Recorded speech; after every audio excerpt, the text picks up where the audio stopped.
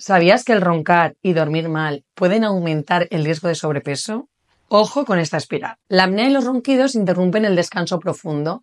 Esto altera las hormonas como la leptina y la grelina, responsables de la sensación de saciedad y hambre respectivamente. Como resultado, tendemos a comer más e ingerir alimentos altos en calorías para compensar la fatiga. A su vez, el sobrepeso empeora los ronquidos y la apnea, cerrando el círculo vicioso. Romperlo implica tratar la causa, mejorar la respiración nocturna y adoptar un estilo de vida saludable. ¿Luchas con el peso y roncas? Síguenos para tips. Guarda este reel y compártelo.